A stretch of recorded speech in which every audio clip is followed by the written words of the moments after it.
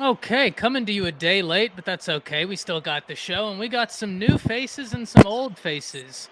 As always, we have Jay from Unfair Sports, Indy Sooner making an appearance. Always great to have you.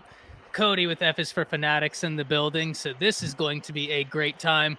JP, Cody, Jay, y'all know the drill. You've all been here before. Let the people know where they can find your stuff, what all you have coming, and just let them know where you can be found.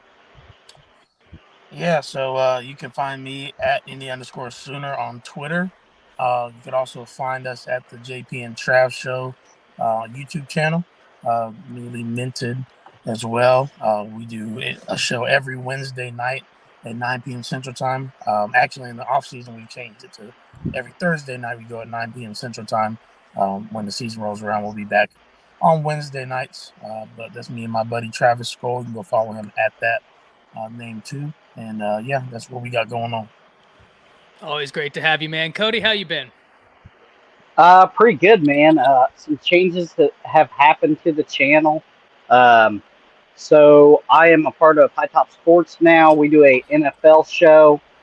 Uh, it's mainly on Jags right now, but we do all NFL every Sunday, 7:35 in between that nice window when there's no games going on even during the season. And then you can always find my Florida content at F is for Fanatic.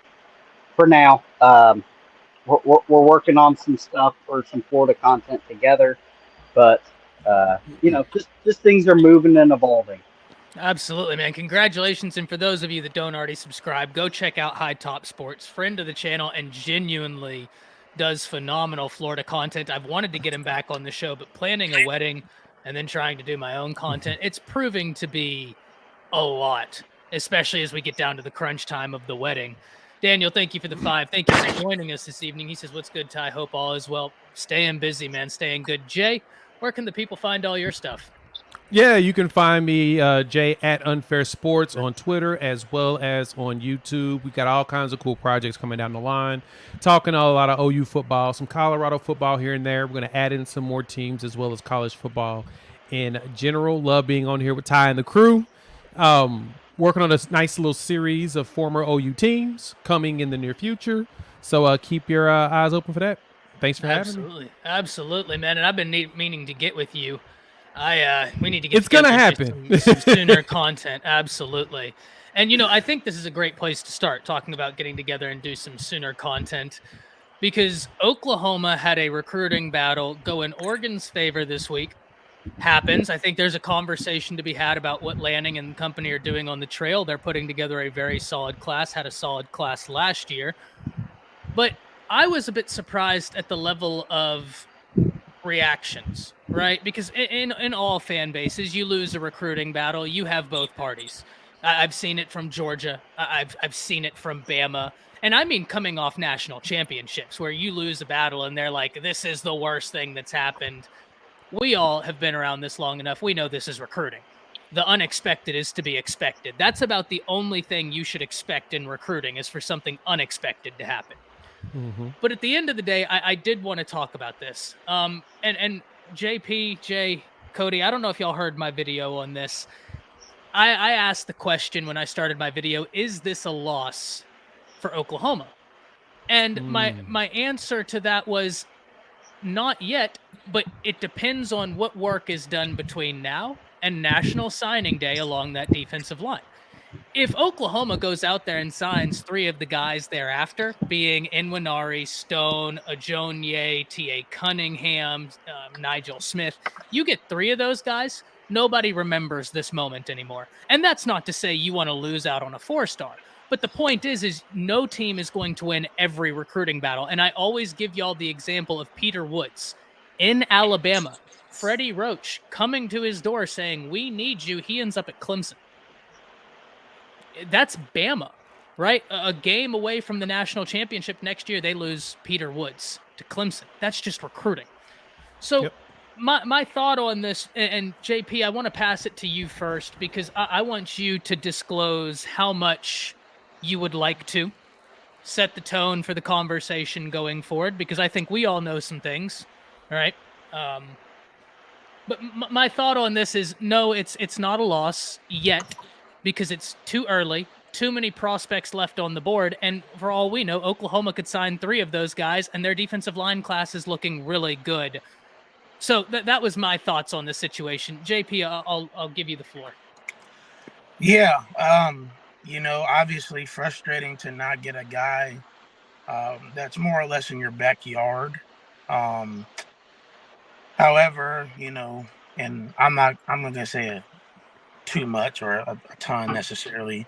Ty, you and I have talked off air, but just the way everything went down, I think for those who kind of know the situation was certainly frustrating. Just feeling like we were in a very good spot with Za'Davian Sims, and then for things to just change, kind of, a la David Hicks, almost is kind of where that thing went, and so it's I think again it's less of that Za'Davian Sims is this can't miss prospect, and that's not to say that he's not a great top 100 player, because he is, right? He was recruited heavily for that reason, and we certainly wanted him.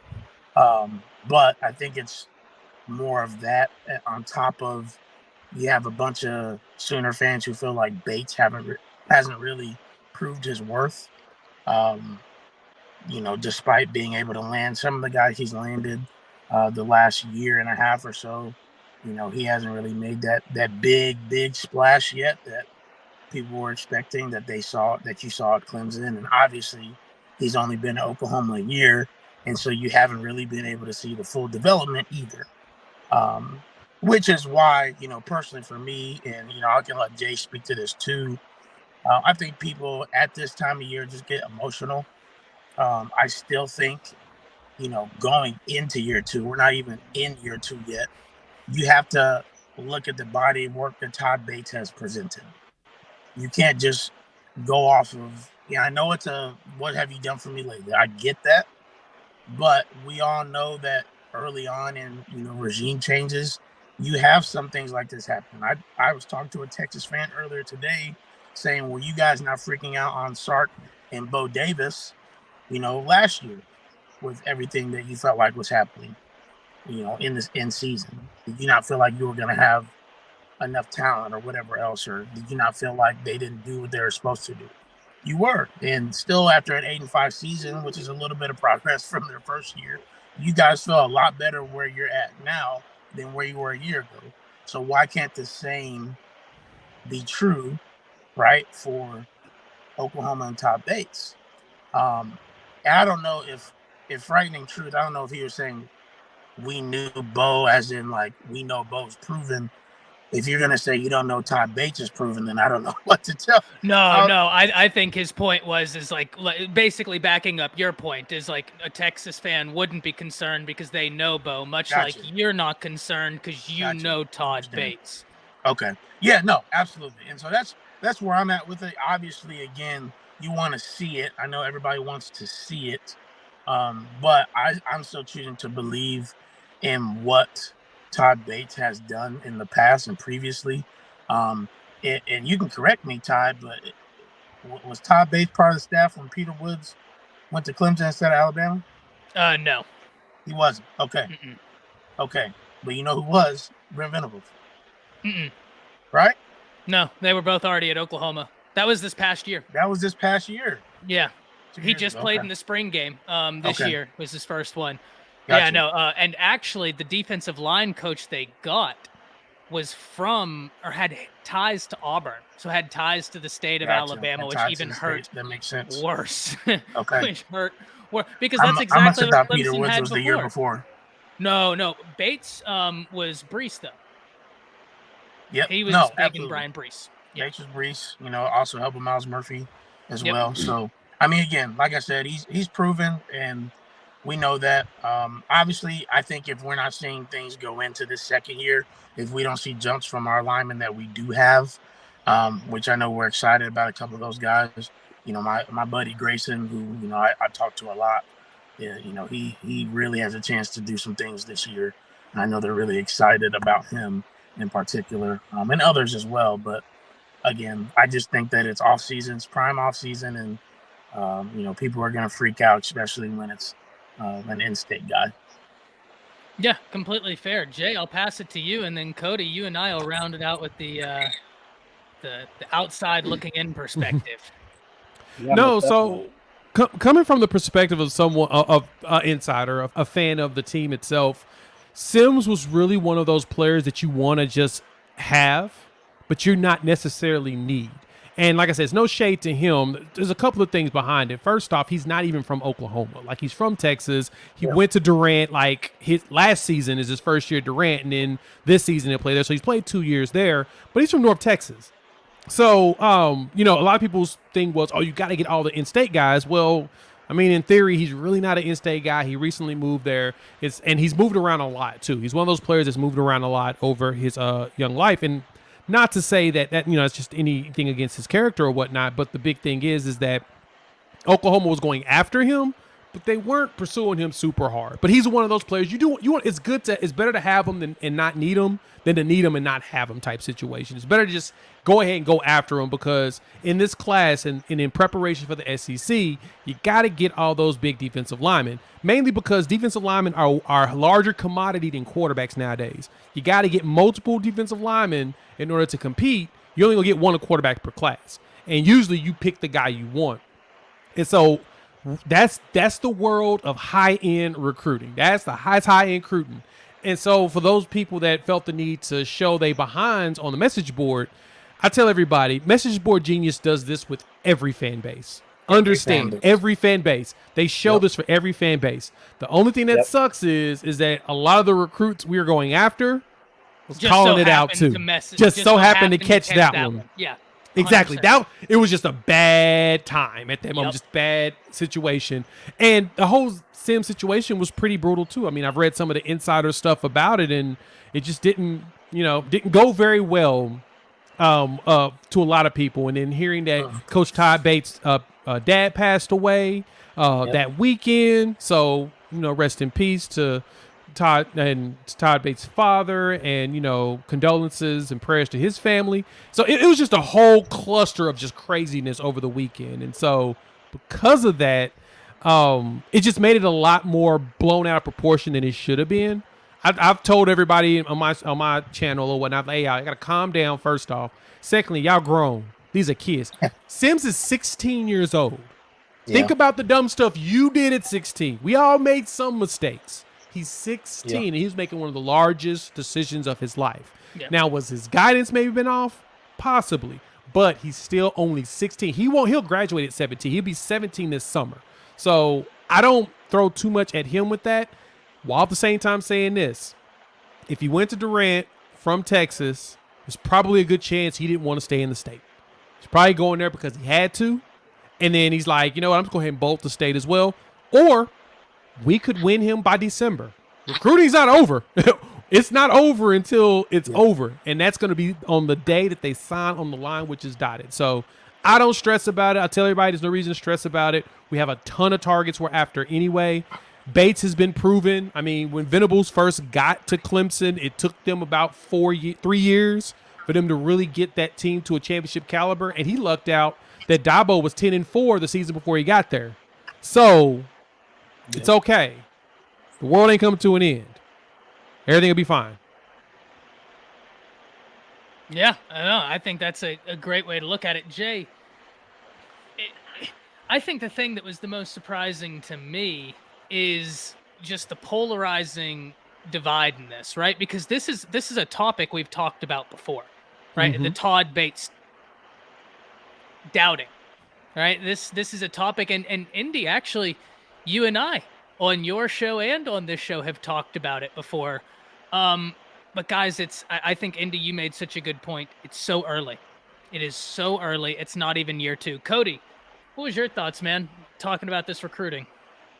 Boy. I hop on the Twitter sphere and I see OUs go full Florida for the first time in a long time. Yeah. They go full Florida, and fan does stand for fanatic. Let's not forget that. And the message boards warriors, they're gonna shoot off at the mouth. It's a place where everybody is so like-minded that you can say something and nobody's gonna really call you out on your BS. So message boards throw that away. I tell you this, um, when you really start going for these elite players, you're gonna swing and you're gonna miss, and it's gonna hit harder for the heart there because I remember a guy named Cormani McLean that we thought we had wrapped in the bag, and look where he ends up. And I tell you, you're doing something right when you have the chance at them, and you're in that recruiting war with them. You have taken a step up of echelon of recruiting when you start recruiting against the big boys like that, and you're gonna have some kids that, again, they're kids, and they're gonna make the decision they want to make, and you have to respect it. The second thing that I'm gonna say here is it's not over.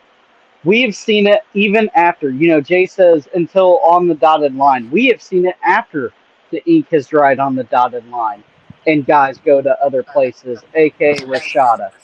So it's not done yet. It's early. You don't stop recruiting them, and always remember the transfer portal is open. He may go to Oregon for a year and hate it and come right back to you because you recruited him aggressively even after he said, Coach Brett Venable, I'm going to Oregon. And Coach Brett Venable is going to say, you know what, that's fine, but we're going to keep recruiting you until the day we can't legally by the NCAA. Yeah, and I want to piggyback on that real quick, Todd, before you jump in. Absolutely. That's one of the things I emphasize with everybody when I talk about any recruits, any crystal balls, any players that could potentially come to Oklahoma or players we've lost on. The transfer portal's open. Yeah. And everybody's using it. And I'm going to keep it a buck. Everybody tampers in some capacity. It's either through another player doing the tampering by building friendships and relationships when they're on the recruiting trail, or it's a coach that's reaching out. But it's happening. So don't burn your bridges when you don't have to, especially if it's someone that you think has the potential. And so fans need to stop showing their behinds. And they only do it because, like you said, they're keyboard warriors. They do it behind anonymous names, and nobody's going to find them. Now, they better be careful because if someone is truly into cybersecurity or just good at hacking decides to go locate their IP, get their location, download their personal information, and dox them, you got a problem. But nobody's going to be that sophisticated. Nobody wants to do that much work. I sure don't. It's just don't be a butt. It's recruiting. Yeah. Have fun. Enjoy it. Be happy. Something. Jeez. Yeah, and you were in the war for a big boy, and that's what happens. Sometimes you swing and a miss, and you know what? It's not that you're swinging a miss and then that you're out. You still have two or three balls getting ready to be thrown at you that you can grab on that individual player, guys. It's keep recruiting them. Keep recruiting them because you never know. It's like the old saying, it's not over till the fat lady sings. And then even after that, when the ink is dry, they can still revoke their letter of intent we have seen before and go somewhere else. It's don't go full crazy fan, full fanatic, because this kid decides super early in the summer to pick another team. I think this is a great comment right here. Frightening says, remember Bama 2 years ago, and what he was referring to is the Bama class that came second that year in recruiting. This is the year where A&M broke the record. But Bama was ranked 63rd or something in April in recruiting. Way at the bottom. They finished with far and about the number 2 class. The next year, or the year before, they were like 55th and finished with the number 1 class. I've said this about Oklahoma recruiting before. I said this, Jay, going back to a year. You and I last season, we talked about this. Yep. Yeah. We talked JP, matter of fact, Brent Venables loves the camp mentality. What that means is you might have a little bit slower of a process to where your snowball starts rolling now and into summer, where you look, and Notre Dame's a great example. I don't know how many players their class currently has, but okay, they have 16. Perfect. I didn't even know this. Look at this. It's already proving my point. Every single year. Last year at this time, Notre Dame had the number 1 recruiting class in the nation. They had Keon Keeley. They had Peyton Bowen. They had all these cats. They had Dylan Edwards, who's now at Colorado. They had everybody. It's May. Yep. You don't win national championships in May. Never. It is so early, and this is a great example. Right here as we sit, Notre Dame, great class. They have 16 prospects. Brent Venables is, I won't say never, right? Because maybe but it would be really surprising for me to look right now in May and to see Nick Saban or Brent Venables with 16 commits in May. That'd be Look awesome. at Clemson. Where is Clemson? Clemson has 8. They're 21. Boom. Alabama right now has 7. We this have is 6. my point. Yeah. This is my point. Yeah. Yep. It is High. wild. Michigan's way up there, right? They had a bunch. They have 17. almost most of their commits They're now, almost done. which is fine. It's fine. So when you get to high-end recruiting, those players take their time in making their decision. When you get to those top guys, it took Dylan Raiola a bit to make that decision. He kept going back and forth to numerous places. He got all of his early official visits done early, but he's still going to probably still be shipping around and going places. Yeah, and it takes time. Point, Georgia has 15 commits right now, but I think let's really dive into this. One, we have to acknowledge they're coming off of back-to-back national championships. Yep. I'm not surprised. 2, we've seen the development. Not surprised. Yep. How many of them are from Georgia? You have 1, 2, 3, 4, 5. Okay, so they've actually done great work. 5 in-state, 10 out-of-state. That's impressive. Very, very impressive. Ty, what is their average? Player average? Because I've started looking into that more than anything. Gotcha. No, and I think you are 100% right in doing so, Cody. Georgia averages right now a 93.95, which is absolutely insane. That's insane. What is Michigan? 91.34. There we go, guys. There we go. Michigan has 6 3-star players. Georgia has 4 3-stars. And if we look right now, Alabama's averaging a 95.40. Yeah, they only have 7. They only have 7. 92 or 93, but that's the thing. We get so caught up in these recruiting rankings, but we're not even looking at the right deal. Like, what you really want is blue chips, right? The top 500 guys in the nation. And you can load the class up and make it look like you have a good class, especially in the NIL period. You can make it look like you have a great class, but do you really have a great class? When you go down to the average, you see the shifting of some of these teams. Your Georgias, your Alabamas, your Ohio States are always way up there in the average. They might be behind a couple teams, but that's okay because they beat them out on average. Florida had a great blue chip ratio last year. Oklahoma, same way, great blue chip ratio last year. And that's what you're really looking for. You're not looking for the bloat, the 3 stars, right, guys? I agree. And actually, Lincoln Riley's last year at Oklahoma, JP, you'll know this was one of the first topics you and I got acquainted with each other over. Is I was talking about Oklahoma recruiting, and I said I think y'all ranked 16th in the nation, or either that or y'all had 16 guys in the class. But 16. We were number 10. We had 16 guys. We had 16 That's what guys. it was. 5 stars that year. But your average recruit rank was 93. Unreal. Like 93, 35. And it puts you in the top 5. And that's where I kept telling people, hey, it's a small class, but quality. This is a good class in terms of like you can do that if your base is already fantastic. That class hurts my heart because we went through that last year with Billy Napier. Everybody gave him a bunch of flack because he wasn't top 3, and Miami was way up there. They beat us out. And then you go look at the average, and you're like, oh, well, Miami just signed a bunch of guys. Now, they had a couple top-end guys, but they really just signed a couple guys. And look how many of those guys didn't even make it. Yeah, your McLean, your Rashada. After you take those out, you're a 20, 25 in the class, and I think that's where they're at now. I think they're behind Okie Light right now. Okay. That's not a good place to be. No, let me tell you what, they are not recruiting well right now. Okie Light is. They are not recruiting well. That's not. If you're Miami and you have all of that at your disposal, you cannot be behind Gundy and Oklahoma State. My God. Well, they don't. Ruiz is out of money.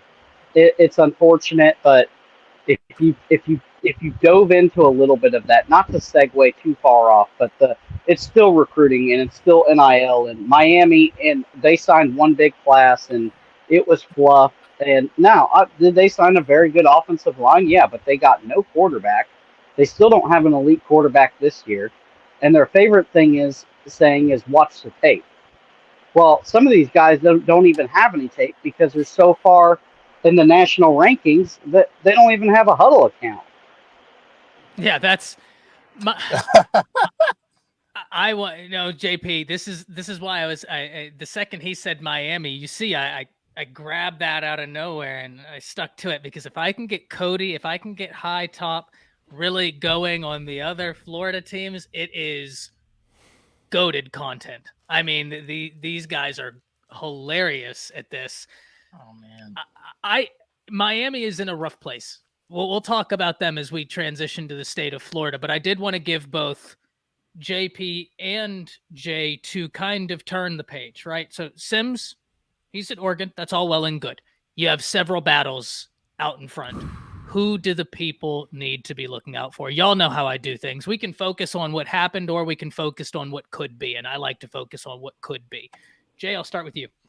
Yeah, I think one player to keep your eyes out for is Dominic McKinley, the defensive lineman out of Louisiana. I can't think of the name of the city off the top of my head, but it's Lafayette area. I can't think of it at a high school. My apologies. But he's one that I know that Bates has been in contact with, and he's one that seems to be has some interest. Now, of course, LSU is the incumbent, so it's really hard to pry a Louisiana kid from LSU, because LSU is the gold standard, regardless of how good or bad they are. Those kids still have an affinity to them, and Brian Kelly actually knows how to recruit. So even with his fake accent, he still knows how to recruit even before that. So the thing about him is 6'7", almost 300 pounds, huge defensive lineman. He's one to keep your eyes out on. It's like a sleeper that if Oklahoma can walk in there the proper way and yank him out, goodness, the class could just explode. Yeah, and it's going to be very tough to go into Louisiana. We talk about this all the time. One of the tougher states to recruit in, just because of the absence of another major brand within the state to really compete. Perfect example, Cody being a Florida fan. Those kids in Florida, as talent rich as that state is, they have 3 universities, major universities, and now 4 with UCF being Power 5. Their allegiances are split. It's not the same in Louisiana. It's straight up LSU. Louisiana is the essential, the same as Ohio, or any Midwest state. All the great players, they go to Ohio State. They're the staple of the Midwest, and everybody else gets the scrums. Yeah. JP, who's your name? We got Jay giving us Dominic McKinley. Who do you think the people need to be watching out for along that defensive front? Yeah, and this will be my last piece. I gotta run here in a second, but I'm gonna say Nigel Smith. And I know he quote tweeted that message board genius. I know he did. But just from what I've heard, we're still in a good position for him. I'm not gonna say we lead, but I do think he likes generally where Oklahoma is at with him. We had him on the JP and Trav show a few months ago, and I actually messaged him personally after that whole message board thing. And obviously, while he was frustrated with, what he saw, he knows that, that doesn't speak for the entire fan base. So I would also say, don't read a ton into when recruits look at that stuff. They're high school kids. They're going to look at it and be like, yo, say what they want to say. But he's a very intelligent young man. So impressed when we had him on the show. I really want him in Oklahoma, obviously. But I do think that, we should be on the lookout for him potentially, hopefully canceling that Texas visit he has in September, because everybody's kind of worried about that because it's an official visit. But I think that if he does that, watch out. Yeah, and Texas is going to be after him hard. I know they're still after the defensive line fairly ferociously, and he's from Texas. That's the last thing they need, is to have a kid that talented. Top 75 in the nation, coming in at 75, number 11 defensive line. And this is just an insane defensive line class. 31 defensive linemen in the top 300 prospects in the nation. Great time to have it. I'm going to go with a name that is boring. I hate to be boring, but David Stone.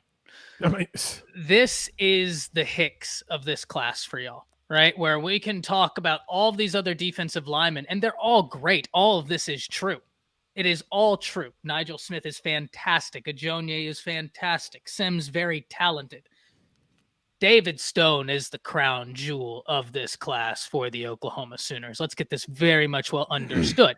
Just like when Peter Woods decided to go to Clemson, Justin Smith became the crown jewel for that Alabama class. There's one guy that cannot escape this year. Jay, I told this to you. I told you off air one time. If Alabama signs the number 1 class in the nation, but Justin Smith does not go to Alabama, it's going to hurt. Because almost a failure. They cannot afford. That's David Stone. Luckily, you're in a really good position. I've talked about this before. If we look at 24/7 Sports right now, very early, so I'll put that, 2 crystal balls inserted, 1 for Oklahoma, 1 for Michigan State. Interestingly enough, the defensive line coach that was with Michigan State is no longer with Michigan State anymore. He's with Georgia Tech. And those Michigan State ones were early. Right before he left to go to Georgia Tech. Early. Yeah, because another team that wants him bad too is Florida, and I know he is gonna take a visit, or he has taken a visit. And he essentially said on the visit, I really like Florida. If I go out of state, I'm really liking this school over here. And they asked about Michigan State, and he goes, some things just change. Mm-hmm. Yeah, he's trending up. He's trending up with with Florida. I actually just read an article that actually came out. What was it, yesterday? On a visit that he went to recently, and said they were trending up if he goes out of state. Florida is the move. So yeah, Florida's competing. That's what's good. Competing. Yeah, no doubt. So, but that to me is the guy for Oklahoma. I know that Nwaneri is another guy that they're after, and Nwaneri is a higher ranked prospect. But to me, it's the longevity of relationships with Stone that make it to where this is a must-land prospect. Agreed. That's the one. Now, Cody, I want to throw that same topic to you before we go on to our next. Do you think there's a guy for you for Oklahoma that after Sims they need to land? Or I know for you, Stone is kind of a sore one because y'all need to land or want to land Stone as well. No, I got to double back on Stone. If his parents. And I have talked about this with a couple other podcasters, Hall of Fame, and a couple guys. And Stone seems to be the guy that everybody really wants. And I know Billy Napier and company like him, and I know he really likes Florida, and I know he likes the defensive line coaches there. My biggest question are the parents, and I think the parents have a little bit more infusion on him or influxation on him than a normal kid, because they send him to IMG obviously to get him away from apparently some people, is what I was told by several different people. So you'll wonder if they say, look, we trust you, you've matured, we're okay with you going to Oklahoma. If it's not Oklahoma, I think it's just going to be Florida. I think the Michigan State stuff is over after their D-line coach goes somewhere else. And I'm just going to double back on Stone, truthfully. Yeah, that's a guy everybody wants. That's the battle that we have to keep up with. There are several defensive line battles that are just going to be phenomenal. But you want to talk about a fun topic we have next. Did y'all see this top 10 quarterback list that came out? I haven't, but I'm sure I'm going to be irritated by it. So let me get to it, and I will read it out. Is it the one that 24/7 put out like today? The On3 one. On 3 for this year. It is. Oh, it wasn't On3, but it was the college football's best quarterbacks of the 2000s. The top 5 was Baker Mayfield, Cam Newton, Vince Young, Tim Tebow, Joe Burrow. Thoughts? Wow. Baker Mayfield. All Heisman Trophy winners. Baker threw for 14,000 yards. Joey B won a natty. Yeah, he had also one of probably the greatest teams in college football history.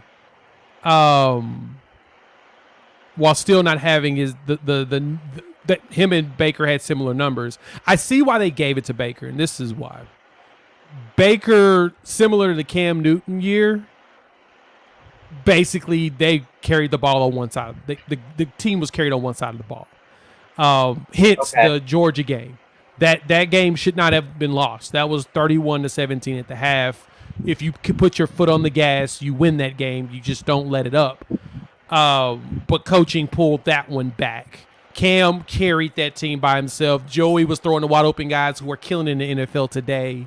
But Cam, honestly, the one that shocked me is that Cam wasn't higher. And I say that because I think he had, maybe 2 people that kind of played in the NFL on that roster? Kind of? It was like him and truly the Pips. Yeah, that Auburn team was okay, but not great. If you stick any average quarterback out there, you can pick 1,000 of them. They don't do what they do, right? Obviously. 6 and 7 at best. At best. What really hurts is Florida had both Tim Tebow and. But I digress. It sucks because I just had this earlier and now I can't get it back. This is the I'm second looking at time it's ESPN. It's ESPN. I'm looking at it right now. Because now I can't find the link anywhere by no matter what I'm roll through them again one more time. Baker. So number 1 was Baker. Number 2 is Cam Newton. Number 3 Vince Young. 4 Tim Tebow. 5 Joe Burrow. 6 Deshaun Watson. 7 was Kyler Murray. 8 Lamar Jackson. 9 Marcus Mariota. Number 10 was RG3 with Trevor Lawrence at 11. Basically, it was Heisman Trophy winners at quarterback all the way until you got to Trevor. Boy, you talk about a guy that did it all, and he didn't win a natty, but he didn't also play for a great team. Was you said Lamar, right? Yeah. That team was great because of him. Show. Yeah. Right? Bombs. Mariota Bryce Young came in at number 19. Vince Young kind of had a pretty stacked running back room. Granted, that's a Texas thing. They're born with it. They're born with it. Sam Bradford was 15, and Qwerty mentioned that he got robbed. He's 15th, and I think that BYU injury took him out. So and that's always been his knack, his injuries. I'm going to tell you who my number 1 is because I know a lot of people in the chat are saying Baker ? I'm fine with Baker being up here.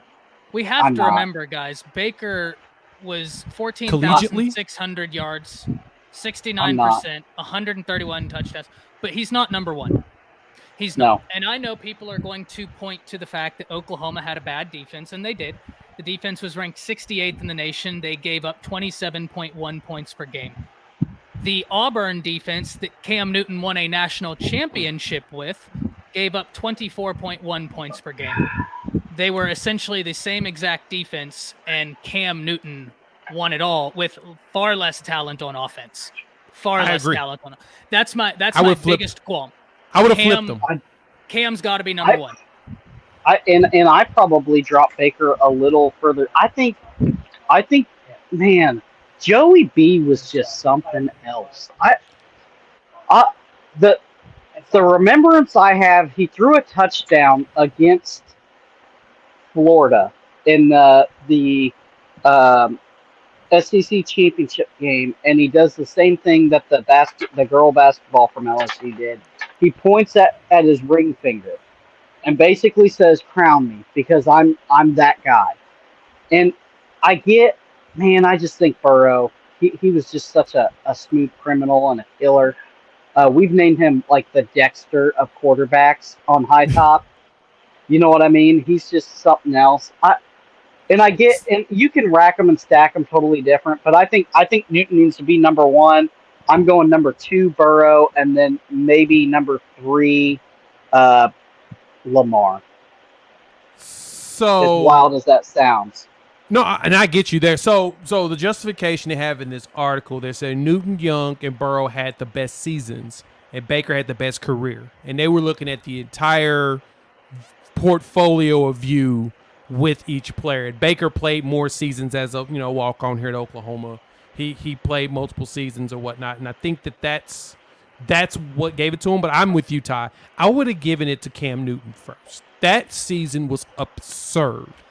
Just because of how much work he had to do. Do y'all remember what that Alabama-Auburn game looked like that year? Yeah. Y'all want me to relive that? I don't want you to relive it. I don't want you to relive it. I wouldn't do you that way, but all I know is that Cam Newton made a comeback and it wasn't supposed to win. I'm gonna probably get some flack from Florida fans about how can you not say Tebow? That team was stacked everywhere. Everywhere.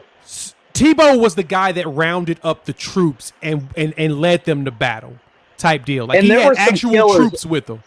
Right. Yeah, there were some actual killers on that team, okay? He was a true leader. So yeah, I totally understand that. Yes. But is he the greatest quarterback? I can't say that. After watching the Newton season, watching Joey Burrow just slice and dice every single defense he went up against, and it felt like he was the guy that no matter what you could depend on.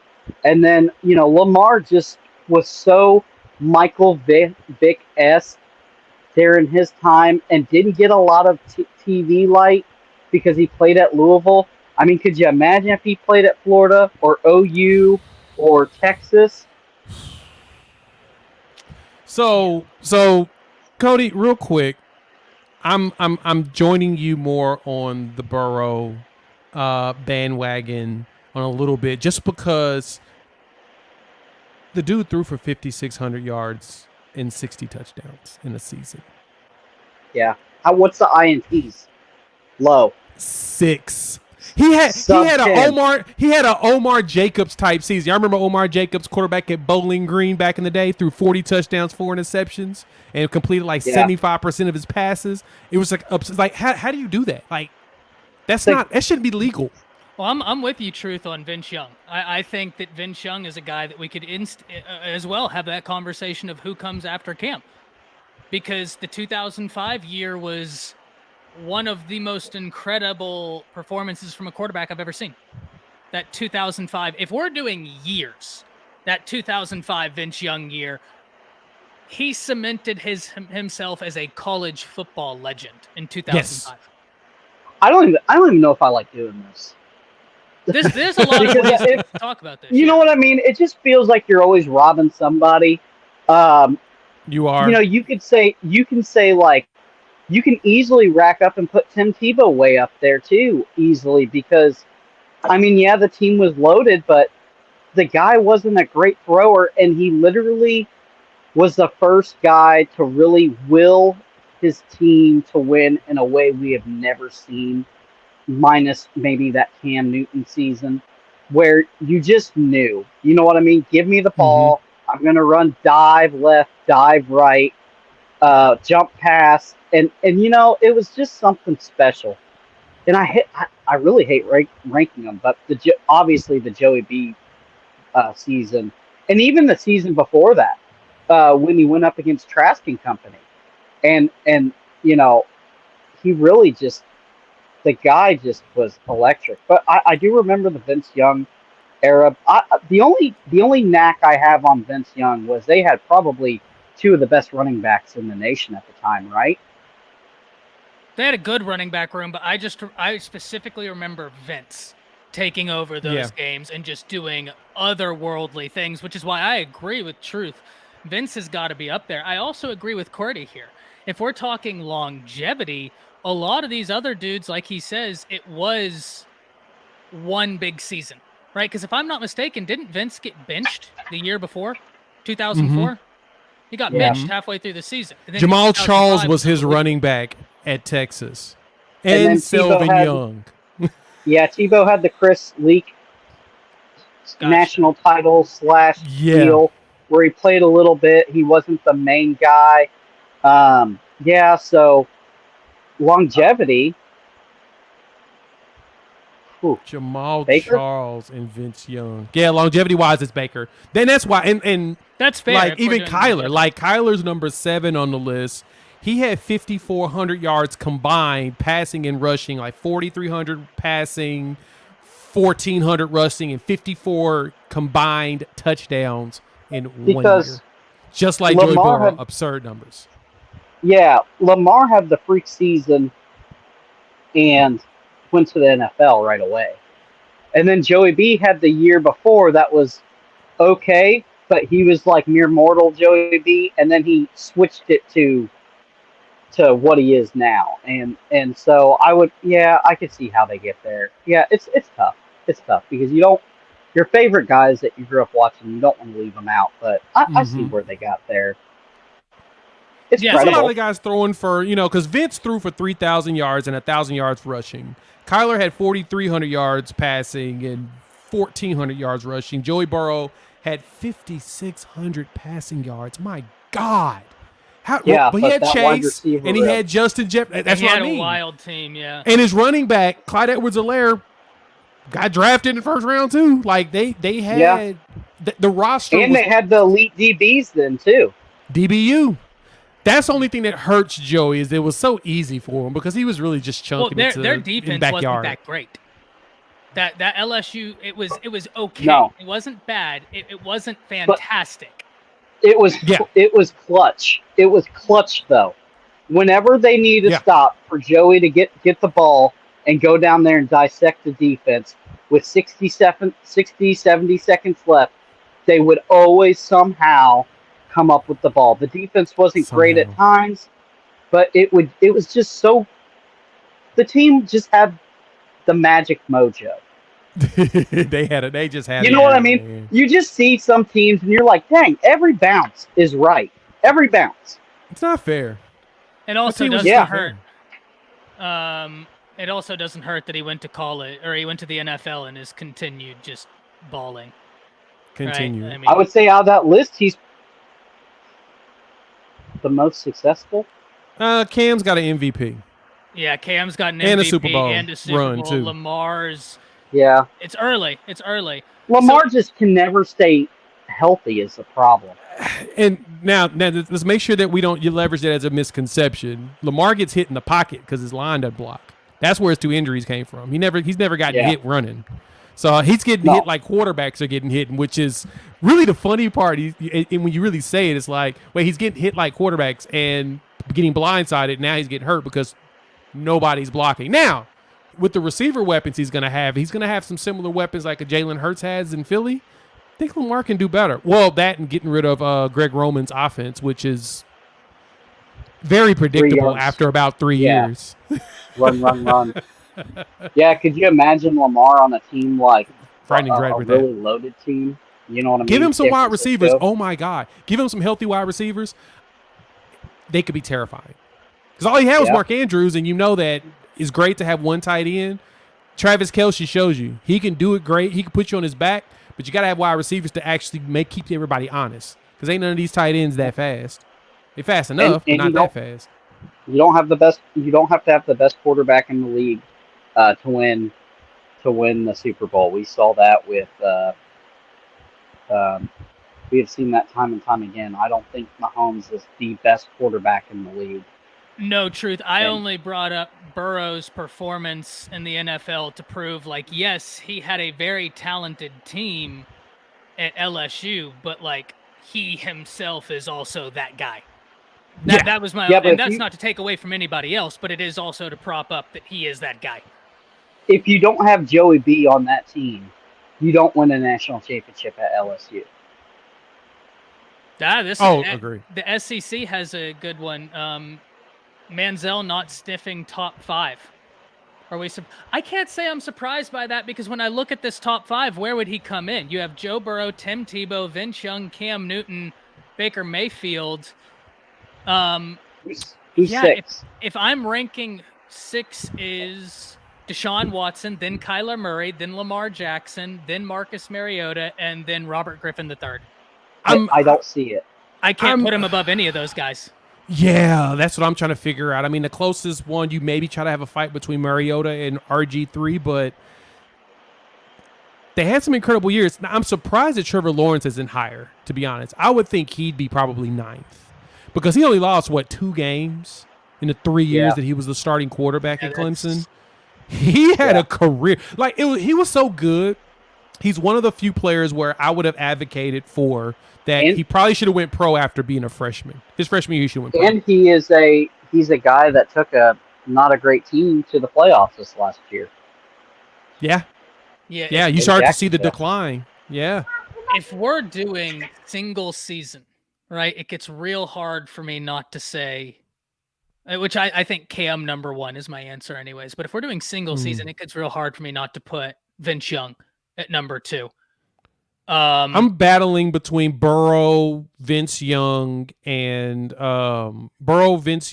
Cam for a single season. That's tough. That is a very hard That's one. an incredible debate to have. That is such a fun, and in a lot of ways, there are no wrong answers here. There are just several different right answers depending on what metrics you want to use, how you want to argue it. Because if we're doing single season, this turns into a much different conversation than college career. How old you are and how much you remember. Exactly. It's a fun conversation to have.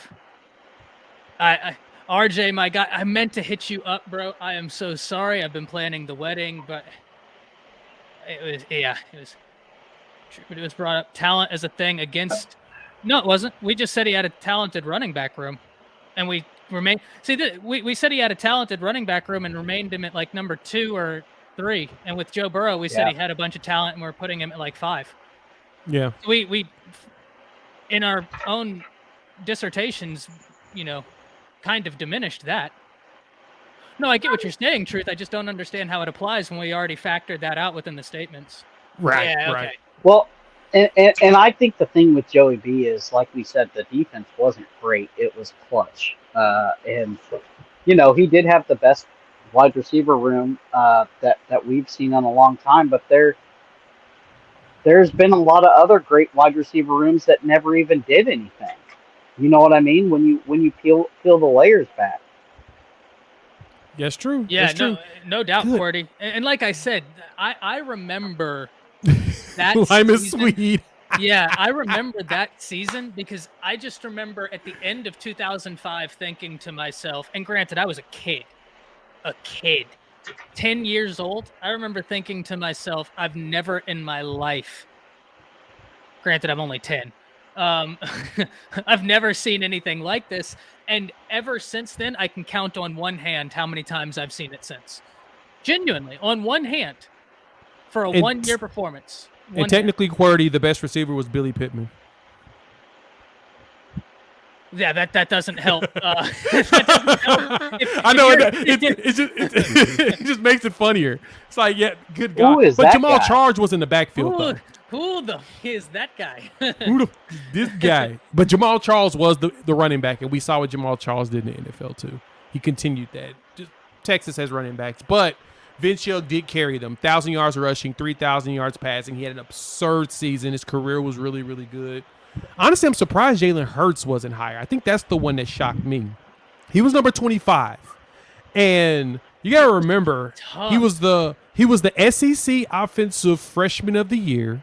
And then when he got to Oklahoma, he threw for over 4,000 yards, like 40 touchdowns, and then ran for an additional 1,000 but to get second place in the Heisman Trophy votes. Keaton, that Auburn defense came in ranked 53rd in the nation in points per game. Yeah, and RJ, I'm really trying not to relive it, my brother. It was one of the toughest games. That game was harder for me to stomach than the kick six. Because the kick six was hear me It was out. fluky. That was more fluky. You're fair. But it was one moment. Yep. I had to watch a half of Cam dismantle everything. An entire half. The kick six was 10 seconds of my life.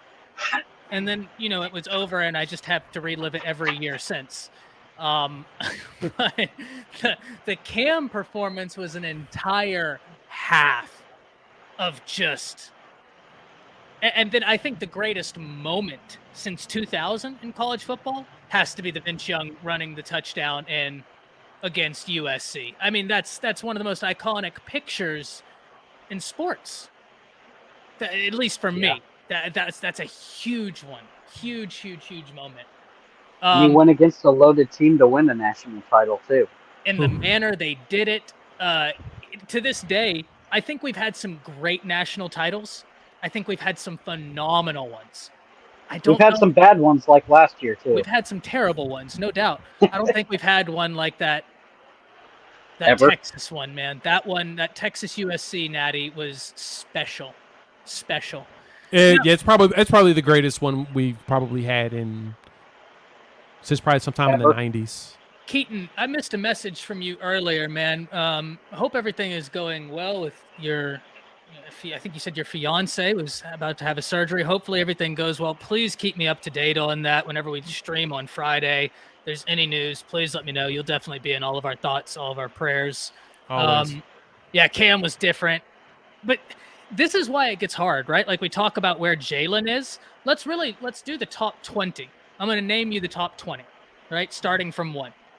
So we have Baker, Cam, Vince, Tim Tebow, Joe Burrow, Deshaun Watson, Kyler, Lamar Jackson, Marcus Mariota at 9, RG3 at 10, Trevor Lawrence at 11, Colt McCoy at 12, Johnny Manziel at 13, Kellen Moore at 14, 14,000 passing yards, by the way, Kellen Moore, Sam Bradford 15, Jameis Winston 16. Now that's one I'm surprised someone hasn't argued should be a little bit higher. No, someone did. Someone did. Someone did earlier. Yeah, that was a topic. He had an insane season. He probably should be higher, but yes. Matt continue. Leinart at 17. Someone said something about Leinart.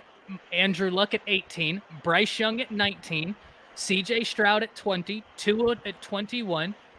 Phillip Rivers at 22. Carson Palmer at 23. Case Keenum at 24. Case Keenum had 19,000 yards. 19,000 passing yards at Houston. Jalen Hurts, 25. Those are your top 25, ladies and gentlemen. Does Case Keenum have an arm still? Like, how do you throw for 19,000 yards in college and still be alive? Mr. Krabs was rough at times. Well, he slung it around for the Vikings during the magic carpet ride. That's true. What we call it. And then they canned him. No, he's Keenum. The problem with Keenum is he's not a national recognized name. No doubt about it. If I even extend this, 26 is Russell Wilson, 27 Pat White, 28 Russell Wilson, the Wisconsin year at 26 combined. 26. Combined, yeah. It just combined NC everything. State, Wisconsin, yeah, whole career. Oof, I don't know about that, yards. guys. He threw for 11,000 yards and 109 touchdowns. He brought a team back that was cellar dwellers in Wisconsin. He was their lifeblood. He won the Big Ten championship when he went to Wisconsin. Yeah. 30 is Rex Grossman, 29 Justin Fields, and like I said, 28 was Big Ben. So this list is wild. Pat White.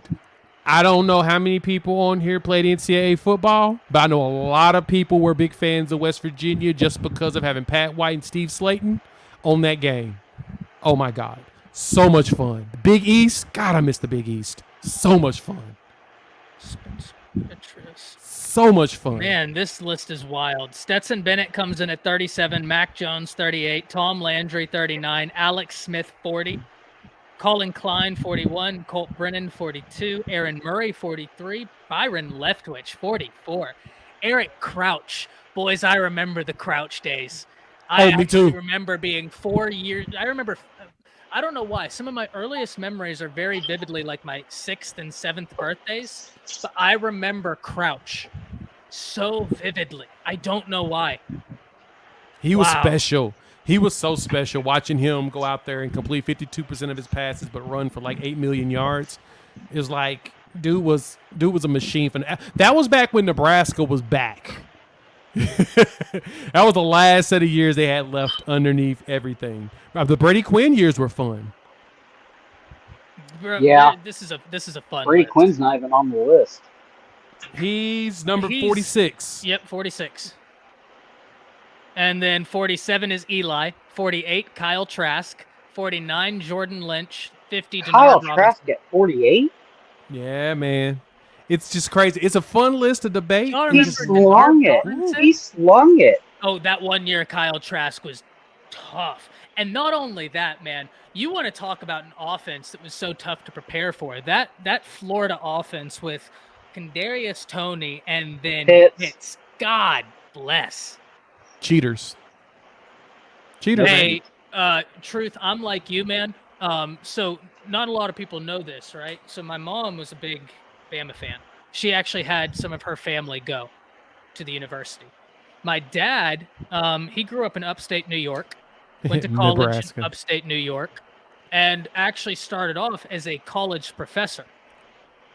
Partway through his career as a college professor, he up and decided that wasn't for him, and he wanted to be a horse trainer. How those two are even correlated, I don't know.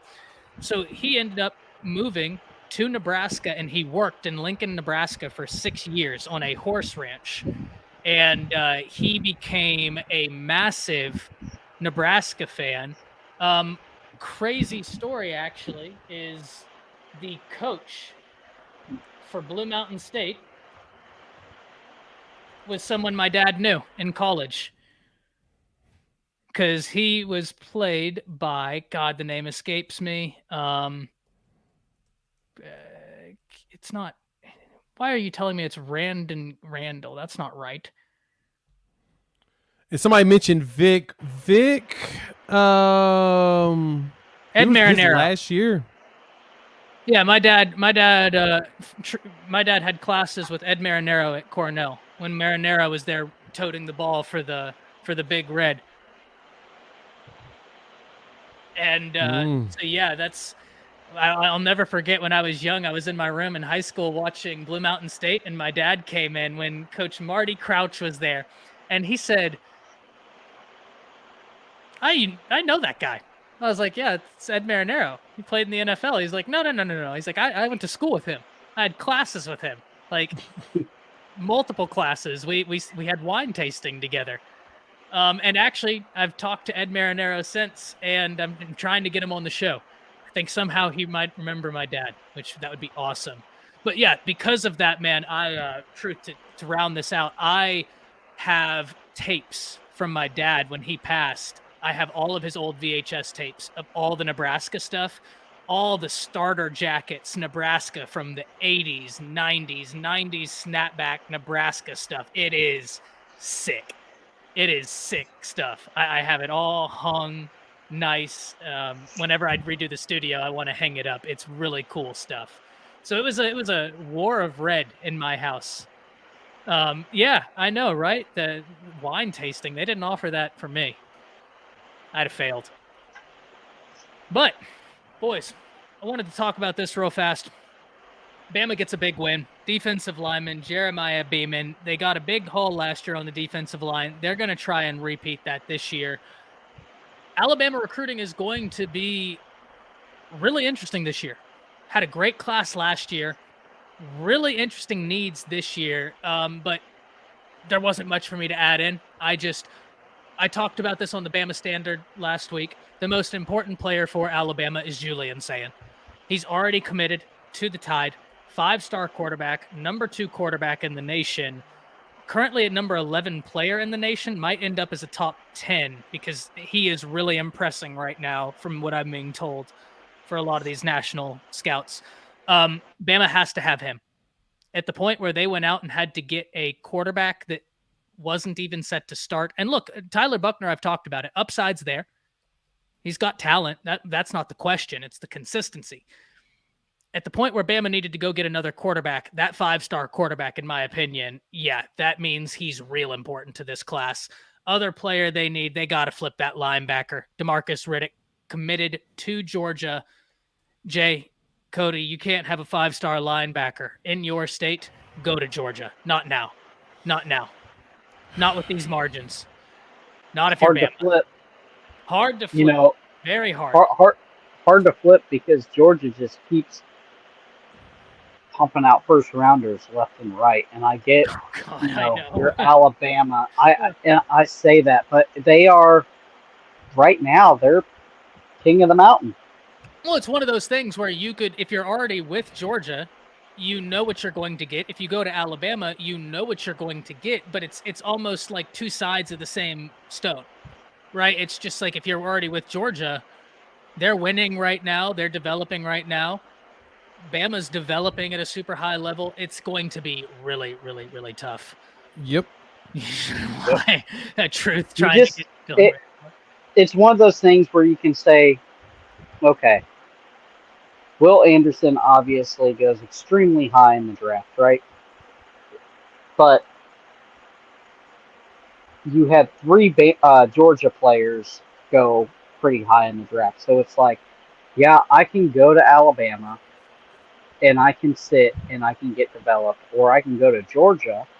I'm not going to have to sit because every 2 years their players are going to the league, and I get essentially an extra year of playing, and I think that's what the big appeal is.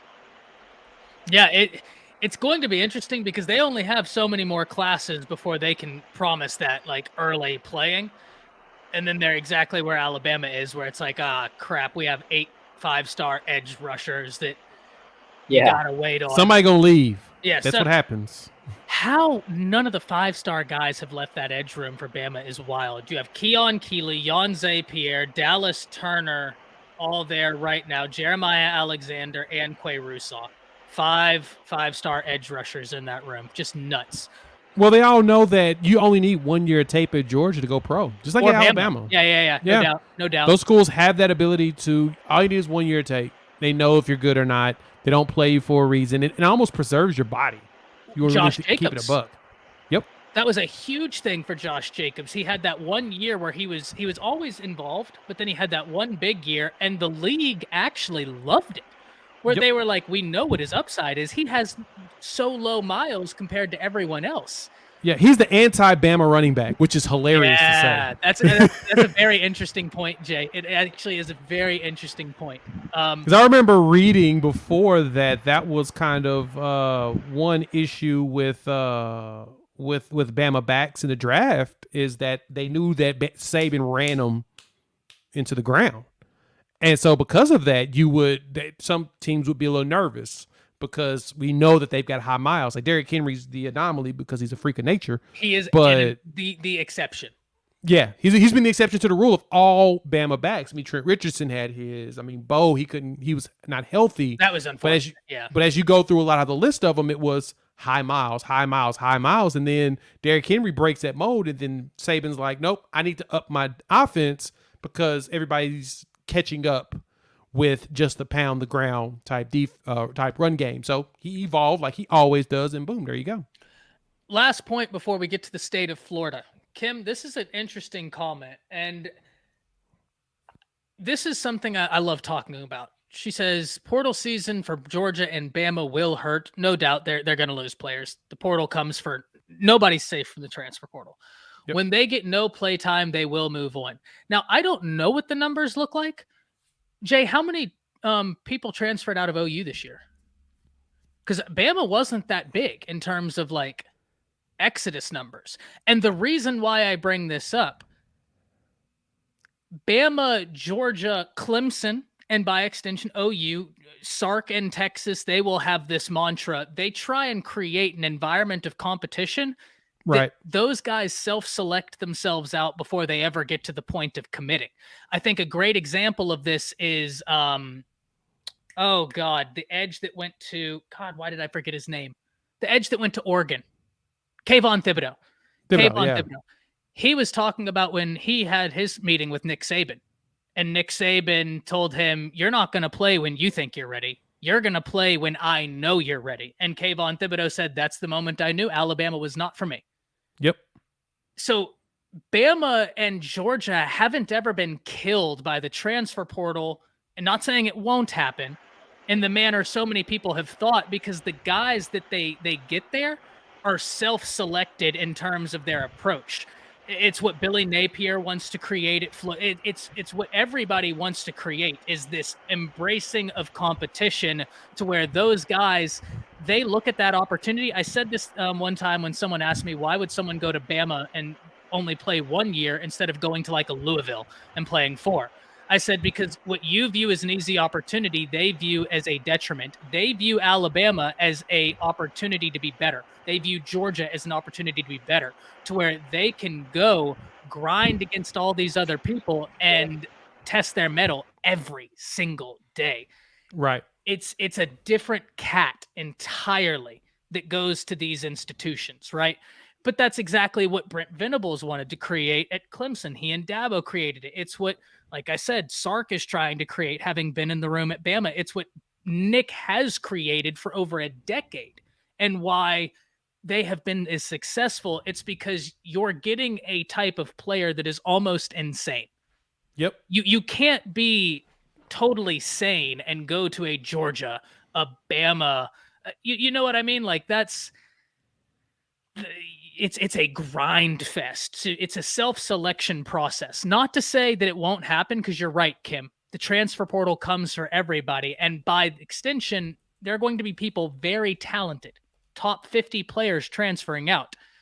I don't think it will be at the numbers people think unless something goes wrong, because these guys that go there, they've already embraced that mindset. Jonathan Allen put it best. Nick Saban was the only coach that ever walked in his living room and told him, I'm not guaranteeing you will play. He said he's the only coach that told me no guarantee of playing time. And that's when he committed to Alabama, because he said they're not lying to you. And Nick Saban told him at the end of it, we will win with you, or we will win without you. And then he walked out. What do you want to do? The Saban effect. Gotta love it. Oklahoma had 21 transfers so far for 2023 cycle. And that's not necessarily a fair comparison, because y'all are in rebuild phase. So it's not even a one-to-one comparison, but you get my point, right? Yep. I think Alabama had the most transfers this past year than they've ever had, right? Oh, they had a few. Look. I don't think it was like... They had a couple offensive linemen. They had a couple wide receivers, a tight end, but still, you don't. It's more than usual. It was a few. And now I will say, some of the DBs that transferred out, I think 1 or 2 of them was a little bit surprising. But even then, they had to get to scholarship numbers. So I know when they had the last few guys transfer out, it was 20. There's 20 Bama's players in the portal. Yeah, that's a lot. That's a lot for Bama. That is a decent amount. But hey, I think 3 of those guys, man, there are 2 or 3 of them I really wish they would have kept. And then the normal portal happenings. But Cody, it is that time, my friend. State of Florida. The state of Florida. Talk to us about everything Billy Napier has going on, because y'all are really starting to get involved in some recruiting battles now. Yeah, I feel this year is kind of his year. I feel last year the Miami effect was very odd, and obviously with NIL changing and all that, just an odd year. And we saw what happened to Miami's class. They end up just kind of essentially defaulting and not having a great class after a couple guys have left. But I feel this year is a statement year. I would say if you're top 8, a lot of people want them top 5. If you're top 8 in the nation, I'm okay with that. They really have a knack for going out and getting guys really early, and the guys really just climb and climb and climb and climb. And also, we have a Texas pipeline that we have never had at Florida with DJ Lagway, and it's like every other day we're getting a visit from a Texas player now. So big things coming from Florida. Recruiting is looking good. We haven't had any really kick to the guts, kind of like Oklahoma just obviously had. Not a lot of guys that really kicked us in the gut, and we're really reaving from. Offensive line could be a little bit better with the two offensive line coaches, but that's also a tough position because you're not going to get a bunch of 5 stars in the offensive line just throughout the nation. It's just not going to happen. So I think offensive line and tight end are the two key positions that we see. The linebacker coach we were hard on last year. He's really showing up this year. He's got 2 top 75 or 100 guys. He's got Hayes, and then he's got another kid out of Georgia that's elite. So everything seems to be coming in the way that you want it. But I'll tell you this: the speed has been really brought back to Florida in the wide receiver room. I mean, I'm not sure if Florida is building a 4x4 team or a wide receiver room. It really just shocks me with the elite Olympic level speed that we have gone after and got last year with Aiden Menzel. Andy Jean just clocked 22.5 mile an hour on the GPS during a practice. And Billy Napier says he wasn't even at full tilt, full sprint. Eugene Wilson, the jitterbug, he's kind of that.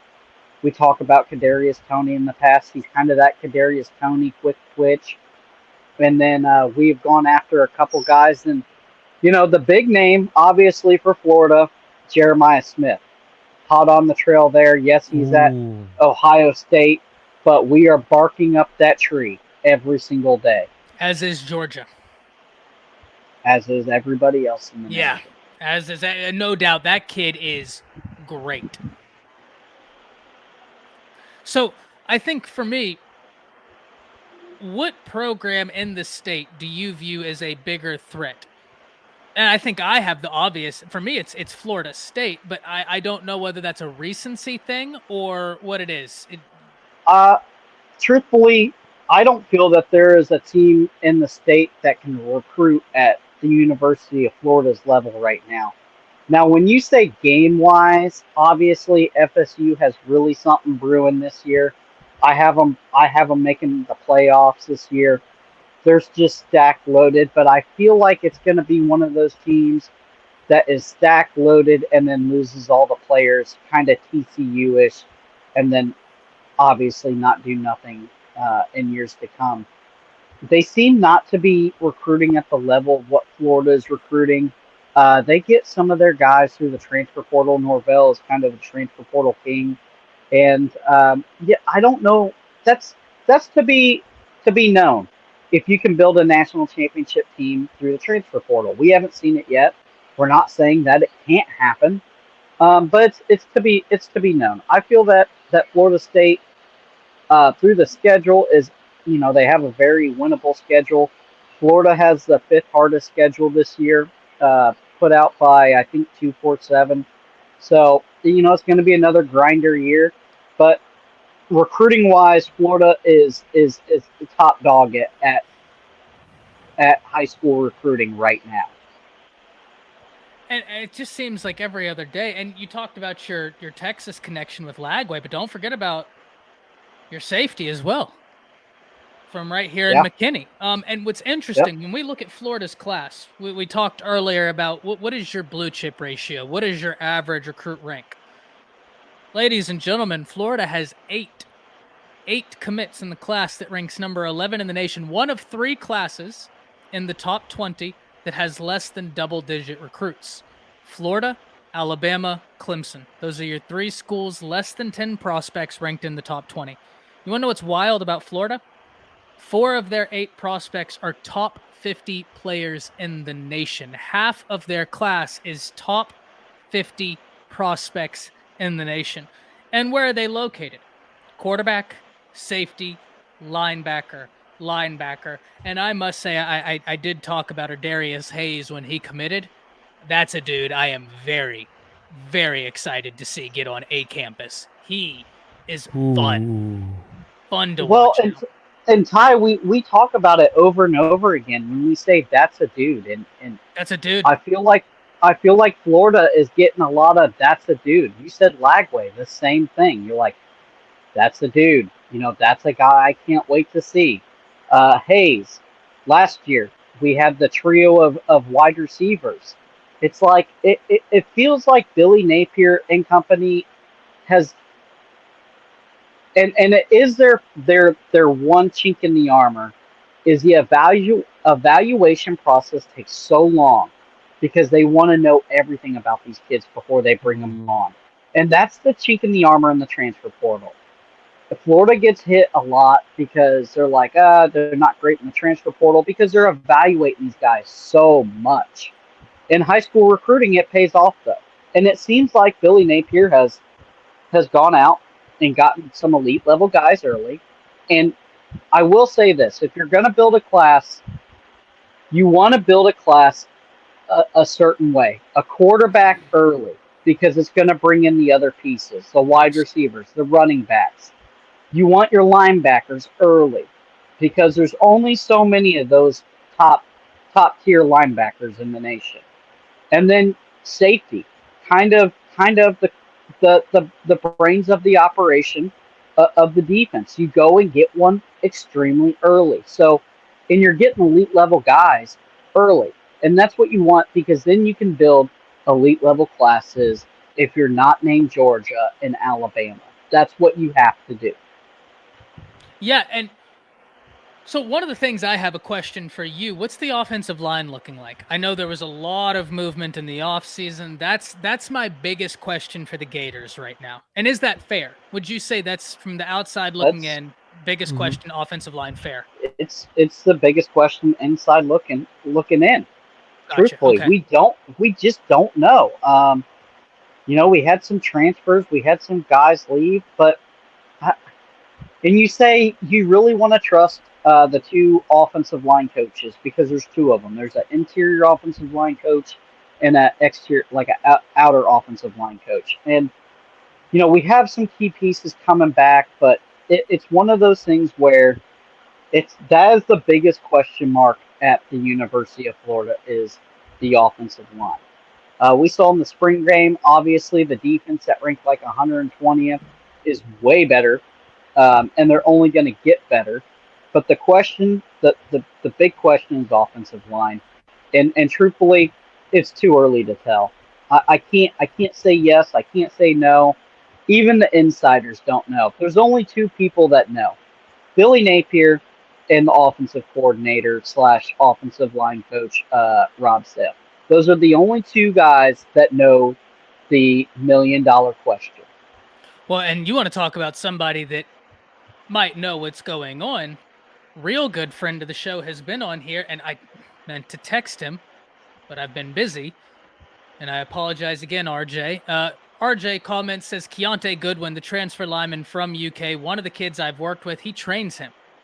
He works with him a lot. Former college football player. RJ's played football at every level, knows the game backwards, forwards, inside out, has played in the ACC, has played in the SEC, understands every level of this. Really high on Goodwin, man. Actually, the first time RJ and I met, that's the first name he hit me with and was just bigging him up. And Keontae Goodwin was a guy that I was hoping would transfer to Bama because of the connection with the offensive line coach that came from Kentucky to Alabama. That was a big win for y'all. Yeah, Goodwin looking good. The only question with Goodwin, and RJ, you can pipe in here, is his eating habits and his weight. They have to build his body right. It seems like he has a little fluff on him, which is not always great for offensive linemen. Yes, you want them to be big, you want them to be heavy, but you also need them to be strong. You just can't have them being, too much fluff. So I know they're really working on him. They have an ideal weight for him, the strength and conditioning. They know exactly where they want to be at. And they're going after guys that are 6'6", 6'7", 6'8", look around the line, and over 315 pounds. That's the guys they want. But you got to be able to move. I think Goodwin is a guy that really starts showing out about game 4 or 5. And listen, the offensive line has a lot of question marks, but if he can get his weight under control, get his conditioning up, it's the SEC. Okay, guys? They're all big, they're all fast, they're all strong, right, Ty? All of them. And that's one thing. Well, it's one of the things I was so excited. And RJ, he completely agrees with you here. Completely agrees with you. That's one of the things we talked about is whenever truth too much I feel personally attacked. That's why I had to start kickboxing, because I was getting there as well. Truth. It's one of the things whenever RJ, I had him on the show, he came in the comments once and we were talking about the differences between the leagues, and he said, I played in the SEC and ACC. I'd love to come talk to you. And he told us, and it's the same thing my friend Denzel told me, who played for TCU, first team all Big 12 safety at TCU the year they beat Oregon in that bowl game. Denzel was the safety. I don't know if you remember in quadruple overtime when Oregon threw the ball, the safety dove and that's Denzel. Went to high school with him. Yeah. Lives down the road. Great guy. I asked him, what's the difference between Big 12 and whenever y'all played Arkansas? And he said, there's a lot of great football players in the Big 12. He said, people sleep on the caliber of athletes here. He's like, the difference is like in the Big 12, you have guys that are big, you have guys that are fast, you have guys that are strong. He's like, the SEC, they're big, fast, and strong. Like it's this amalgamation, but he's like, there's good players everywhere. And more or less, RJ, he told us the same thing where, hey, there's good players everywhere. It's just there's this amalgamation in the SEC where they seem to have the size, the strength, the speed, and that's what really separates it. When I look at this, though, man, y'all got Damian George, who I think playing guard, is that what y'all are probably going to do with him, is slide him inside? Yeah, I'm thinking they're sliding him inside. Yeah, you all got Micah Mazuka, good get from Baylor. Y'all did a lot of work. Micah, the only thing on Micah is the labrum tear. We're not sure. Everything is saying that he's going to be ready, but we're not 100% sure. Not 100% sure. Okay. Yeah. And then you have Lindell Hudson from FIU, 6'7", 320. So, yeah, you're they have the mold. Keontae Goodwin, 6'8", 340. Damian George, 6'6" and a half, 348. Micah Mazuka, 6'5", 335. So, yeah, no, you're 100% correct there. So we had someone in the chat earlier ask about quarterback, and I didn't bring that up first because in my mind, it unless the offensive line is looking right, it's tough to really talk about quarterback. Mertz. Okay. How are you feeling about that? Well, I'll tell you this. I think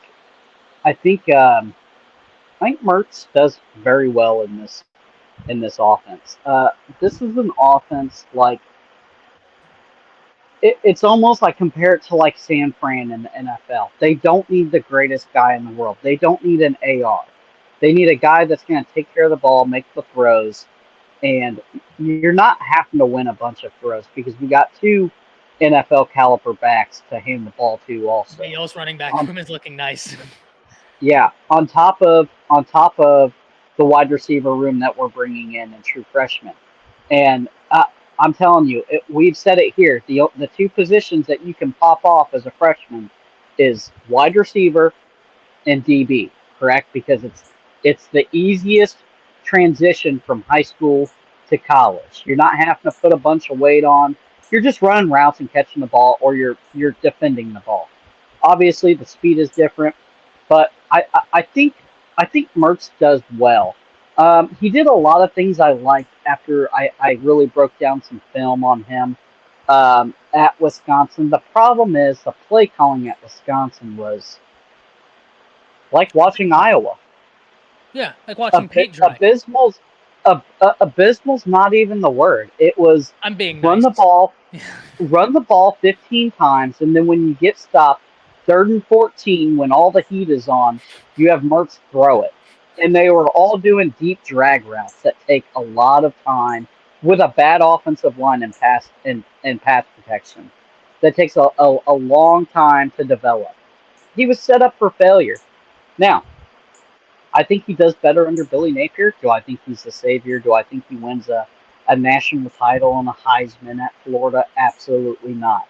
we all know the true guy is Lagway coming in. Yeah, And that's a big one.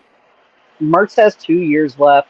You don't force Lagway in as a freshman. You let him develop.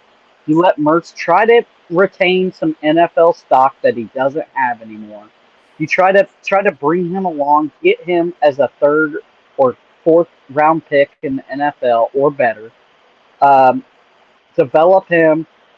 Say, look, this is all you need to do in our system. And it shows Lagway, I don't have to be the savior. That was the knack on AR. He felt like he had to be the savior of the program. And it put a lot of mental pressure on him. And that's the one thing that I would say not Florida, but the atmosphere around AR is going to be different with Mertz because the expectations aren't as high with Mertz. Naturally. We were thinking natty or nothing with AR. Well, how can you not? He's a freak athlete. Now, we didn't know the defense was going to be that bad, but, how could you not when you see him break off an 83-yard run? You know what I mean? And some of that did not get capitalized on.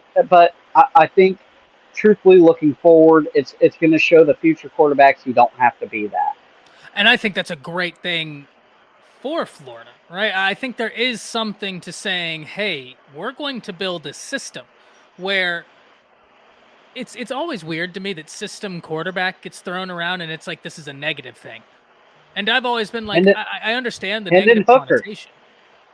A system quarterback, right? But at the same time, I don't know which Hall of Fame quarterback it was, but they started talking about it and they were like, look, I get that it's like vernacular that people don't like, but 99.9% of every quarterback that's ever played in the game has been a system quarterback. There are systems that they are going to inherently be better in. There are so few transcendent guys. Including the GOAT, Tom Brady. Yeah, look, a great point, right? So system, there is something nice about being boring. If you can create, I'll put it like this. Monken had a balanced offense, a very balanced offense.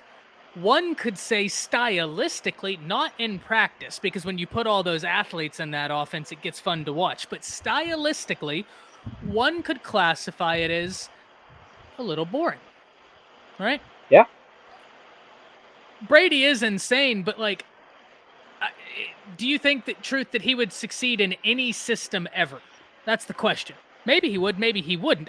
My contention is there are thousands of quarterbacks that we talk about that are system quarterbacks. They would not work in a system that wasn't conducive to success to their skills. Yeah. Well, and Napier gets kind of a rough ride on the offensive play calling because it's not Dan Mullen. It's not spur your fun and gun. Mullen was slinging around the yard. You know what I mean?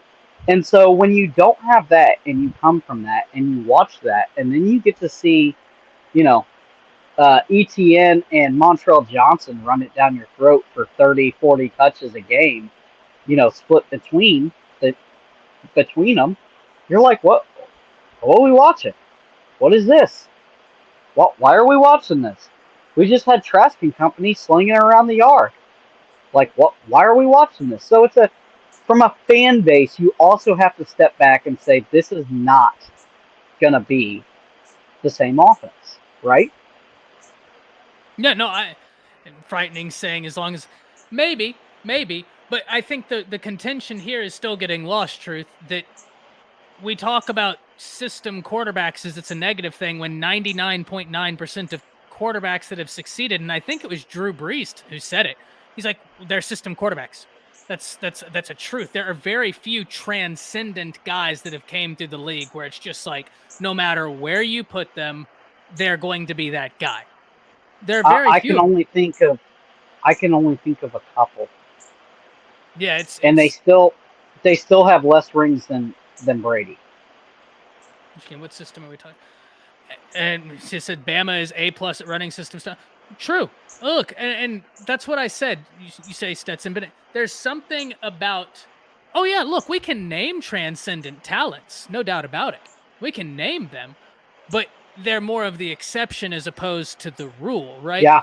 So my point when I brought up this right here was, So we have 3 right now, right? We have Josh Allen, we have Lamar Jackson, and Mahomes. I would say are 3 transcendent quarterbacks. You can pretty much plug and play them kind of anywhere, and they're gonna succeed. Maybe not Mahomes, but the other 2 for sure. Just for the athletic gift, right? And they still aren't winning a bunch of Super Bowls. So being transcendent is great. Michael Vick was great. I remember Michael Vick in his heyday, but he doesn't have as many rings as Brady does. well, and then, so I hear what you're saying, Truth, but once again, you gave me another exception as opposed to the rule. Every example you've given me has been as an exception as opposed to the rule. How many other guys have had that attitude like Jordan, where I'm going to be viciously? I think there's a lot of guys that have the mindset of Jordan, but you're talking 2 totally different games. You're talking basketball that you can literally take over an entire game by yourself, and you're talking football where you can only take over half the game by yourself. Well, and then, right? So I understand the point here. If you ask me to do any job, I'll beat the brakes out of 90% of people, regardless of job. But you're not self-selected into the upper echelon of the 1% doing that job. You're comparing yourself to the masses, in which case, average. Yeah, we're talking about the 1% of that job. The 99% of that 1%, they're not the guys that you can put them anywhere, and then they do it. There are certainly examples. And we say that guy. We say guys that take over football games, but you're only taking over one half of the ball. I remember. I'll tell you my first memory of a guy taking over a football game. Brett Favre, Monday Night Football. His dad died the day before against the Oakland Raiders. I think he threw for 500 yards and 4 touchdowns. But again, he only took over half of the game. It's so much harder in football. It's hard to say that, only some guys have Jordan-like mentalities. No, I think there's a bunch of dogs out there that have Jordan-like mentalities. But in football, there's 2 sides of the ball, and you can't play offense and defense. It doesn't happen anymore. I'm interested in hearing from the SEC. He says, I think system quarterback is overrated now. I'd be interested in hearing why you think that, SEC, because I certainly don't think so, because it's not like the number of transcendent talents at the quarterback position has, they're talented guys, but, I mean, you're talking about very few. And, of course, everybody wants the transcendent talent. But, okay, here's a great example. Mac Jones in Sark's system dunked on kids. Look at that national championship. Devontae Smith doesn't get hurt. He might put up 400 yards alone in that national. I'll ask you this. Not named Mike Vick, is AR the most elite athletic quarterback that we have seen since? Here, Cam. Or Lamar. Cam or Lamar. So you're talking 4 guys, right? And out of those 4 guys, how many have national championship rings and or multiple? Very true. Truth, here's what I'll put back. Sark completely switched the system from Tua because it didn't matter how smart Mac Jones was. He wasn't as proficient at Tua's system, making him a system quarterback to maximize it. Tua was a system quarterback. They had to make that system. Then Sark switched it. So you're right. Sark runs a traditional offense, but you're almost not giving Sark the credit he deserves by just saying it that simplistic. You and I both know Sark is fluid in what he wants to do. That's the beauty of Sark, man. That's one of the things that always separated Sark to me from other play callers is he literally looked at a quarterback and said, I'm going to run this style of offense with you, and then I'm going to change it to a different style of offense that's still going to be just as deadly. It's different. That isn't the system. Sure it is. That's exactly what it is. Yeah. It's evolving. It's evolving the system. That's all it is. A system is a set style of offense you run. So yes, he changed the system 100%. Yeah, it may still be West Coast. It may still be spread. It just has different wrinkles in it. SEC, I'm confused in what you're saying or speaking in hypotheticals. My point was saying system quarterbacks should go away. That doesn't make any sense to me. You're going to have to elaborate on that because they're not going to go away. That's like asking 99% of quarterbacks to go away. I must be confusing your point because I have to be because that doesn't make sense to me. So I have to be misunderstanding you. That has to be on me. Yeah, they're almost getting more common. More common. Yeah. So I have to be misunderstanding the point. That has to be on me. But no, I think truth. You're not giving Sark his due credit, man. This guy has the ability to fluidly switch between systems. Right? He can run it one way or the other. Gotcha. That's my fault then. There's an ability to okay. I misunderstood what you're saying then. Yeah, gotcha. Applied. Example I see what you're saying now, truth. Then yes, no, I agree. But that's my point about Sark and what always stood out about him was his ability to be so fluid. And for me as a Bama fan, that's why I made that Sark video whenever he came to Texas. That's why I've been so high on him. It's because I watched the offense he ran with Tua, and then I watched him switch it for Mac Jones, and both offenses I was sitting there like, it's brilliant. It's brilliant. You just wonder if Sark is a gamer not under Saban's thumb. Can you say that one more time? So you kind of just wonder if Sark is a gamer not under Saban's thumb. I think he is.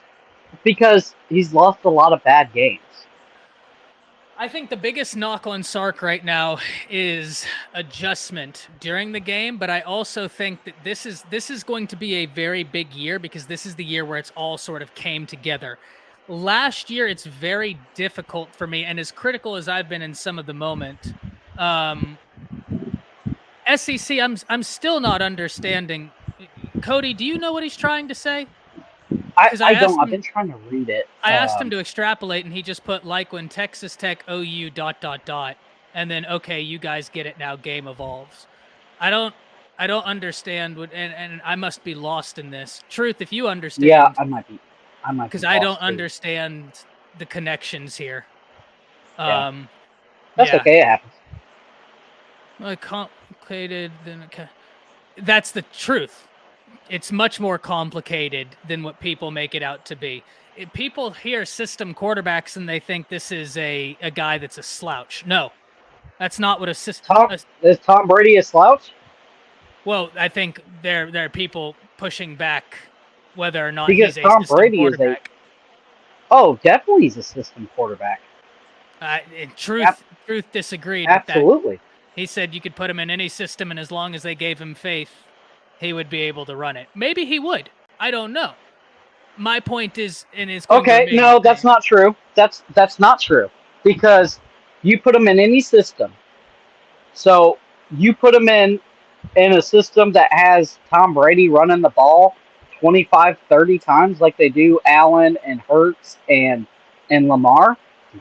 That's not effective.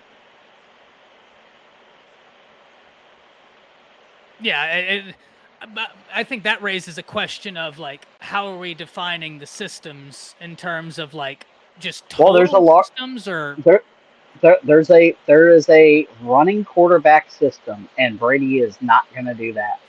Rodgers is not going to do that. There's just guys that aren't going to do that. That's fine. And is Patrick Mahomes this successful? Not in Kansas City. We don't know if he played for the Texans. Is he? We're not sure. So is he just that great under that weaponry and that scheme of Andy Reid? Probably. You put him on any other team, I think he's just average. That'd be one that's interesting to see. Truth says West Coast Air Raid Pro, etc. Now, here's what I will give you. I think, Truth, your examples of Peyton, and I think your example of Peyton and Tom are good because of the IQ. Like, you're talking supreme football IQs to be able to go fluidly in between these systems. So that'd be super interesting. The SEC, my brother in Christ, I love you. I'm still really confused on what you're trying to say. Yeah, I guess I'm just missing. I guess we're good.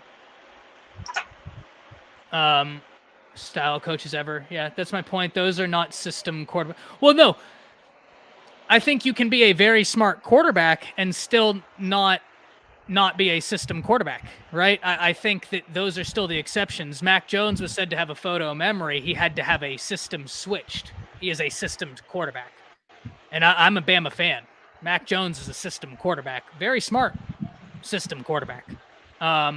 I do think Peyton and Tom, though, like, to your credit, though, Truth, those are examples. It's tough for me to say they are or aren't because of the football IQ they possess. And it's just like, those guys are just special. Unbelievable. Brady. Absolutely. And this is why I said, John, like, it depends how we're defining this, because we have to put some level of parameters to this, to, like, a coach wouldn't ask him to do that. So there would certainly be an involvement within the system to account for some of that. But yeah, to the point being, the SEC is trying to make the same.